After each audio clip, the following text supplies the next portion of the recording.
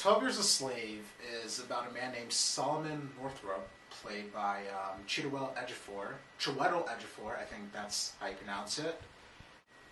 Of course, we're in the 1800s. He's living up north. He's pretty well-to-do, like he's surprisingly well-to-do, which isn't common for a black person, so occasionally he'll get a look, but he has his family, they're all well-off-to-do, they're all happy together, except he's kind of just deceived and tricked into slavery, and kind of just down south, his family knows nothing of it, and you just see the guy just who goes from just all this happiness to just being chained up, and just he has to just acknowledge where he is and kind of just find a way to work his way up back home, and it is heavy. Like, where do I even begin? Chiwetel Ejiofor, like, he just has like this look on his face that's just this defeat. Like, it's just like this constant, just like, are you kidding me? Look, just like, come on, like, and just he sells it. And of course, you need a director that just knows how to shoot him. And of course, Steve McQueen, just like that guy, like, just like this one scene where he's just like, where he wakes up in chains, and he's just like he accepts it. Like, you feel the weight on the chains, and it's just like, wow, you can just feel him as a director just there, and you follow him on this journey. Like, you see him interact with other slaves, and just the way it is, and he eases into it, and the movie has a strong supporting cast. It's just primarily people playing very unlikable characters. Like, you have Benedict Cumberbatch as the nice slave owner, and it's like, in that context, he is nice, but he's still a slave owner, so you can't really say, well, he was one of the good ones. It's just like, not really. But, and you hear faces here and there, like Paul Giamatti, just one of the harsher people. You're just like, oh, come on. And it's probably one of the issues I had with the movie. It's like, I wish they didn't get such recognizable faces to kind of just pop up as the slave owners, because it's like, you're supposed to dislike this character, but at the same time, it's like, yeah, they look a little different, they're dressed up, but you still recognize them as that guy.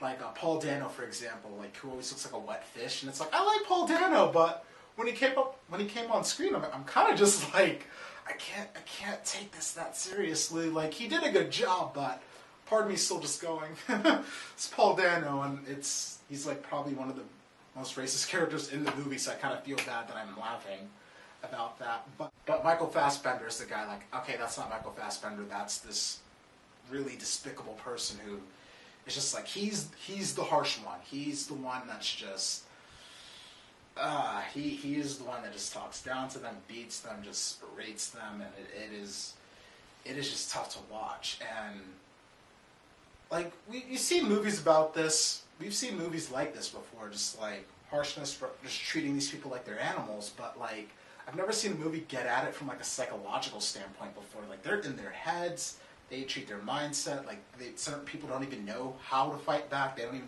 think to do so. And it's just like, wow. I want to talk about the violence. Like, I was kind of, after hearing some reviews, like, I kind of went into this under the impression like this was going to be like a graphic movie, and it is, but everything I heard really just pertains to one scene, where you're kind of just like, where you look at something, you're just like, ooh, and like, I was debating, like, going off of what I heard, like, I was debating, like, can I really sit through a movie like this, because graphic violence does really make me feel uncomfortable. And it's like, yeah, during that one scene, I was kind of like wincing, but like, I'm just saying, the whole movie isn't like that. It's harsh treatment, but as far as just like graphic, bloody, gory, skin-peeling imagery goes, it's bad, it's just not constant. So if you had that worry about the movie, I can assure you that it just comes down to a few moments. This movie does a great job of just looking at slavery from just so many different standpoints, from just like the physical treatment to just the psychological, to the ones that, even like the nice slave owners, you even see their dilemma, and it's a really good movie, and I really recommend it. It is a bit heavy. I mean, I walk out of this movie, I had things to do, and I kind of just ended up walking around for a while, like, because I really didn't even know what to do. I just walked. So that is my review of 12 Years a Slave.